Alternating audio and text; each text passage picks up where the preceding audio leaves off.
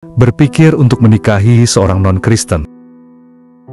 Sebelum menjawab pertanyaan ini secara alkitabiah, saya ingin menjawabnya secara logis. Ketika kita begitu dekat dengan seseorang, mereka mempengaruhi kita mempengaruhi mereka dalam banyak cara.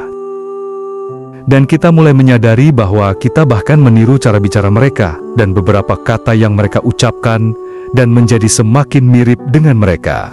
Sekarang hubungan seperti apa yang bisa lebih dekat dari pernikahan? Pernikahan adalah penyatuan dua insan menjadi satu. Dalam Injil Matius 19 ayat 6, orang yang kamu nikahi akan tinggal bersamamu selama sisa hidupmu dan berbagi setiap detail denganmu. Mereka juga akan membesarkan anak-anakmu bersamamu.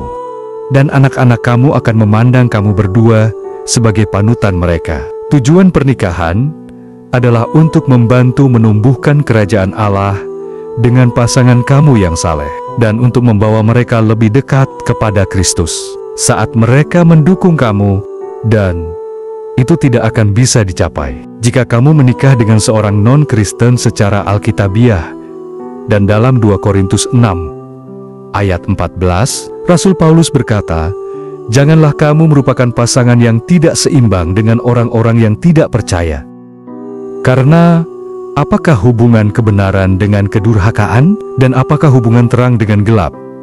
Padahal, memang benar bahwa bagian ini tidak secara khusus menyebutkan tentang pernikahan.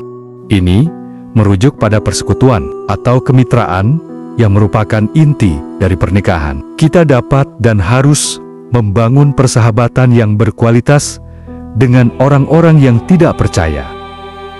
Tapi hanya sejauh itu saja yang harus kita lakukan. Kita berada dalam kesatuan rohani dengan orang percaya lainnya di dalam tubuh Kristus. Jika kamu dapat melihatnya di Roma 12 ayat 5, dan hubungan kita yang paling penting seharusnya adalah dengan sesama. Rasul Paulus juga mengatakan, istri terikat oleh hukum selama suaminya masih hidup. Tetapi jika suaminya meninggal, ia bebas menikah dengan siapapun yang ia inginkan, asalkan atas seizin Tuhan. Lihat kalimatnya, hanya di dalam Tuhan. Dia menyebutkan fakta ini perlu, karena dia berkata, dia bebas untuk menikah dengan siapa yang dia inginkan. Dia tidak bisa berhenti di sini dulu.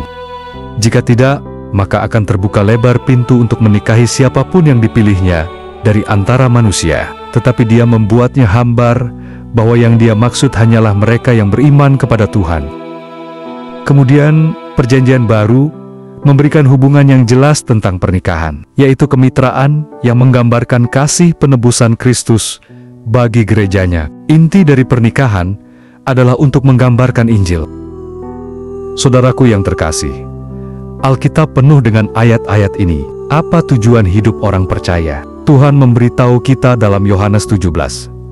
Sekarang ini adalah hidup kekal, yaitu mereka mengenalmu, satu-satunya Allah yang benar, dan Yesus Kristus yang telah datang. Jauh lebih baik hidup tanpa pasangan, dan lebih baik hidup di dalam persekutuan gereja, daripada dengan seseorang yang menjalani hidup yang tidak abadi.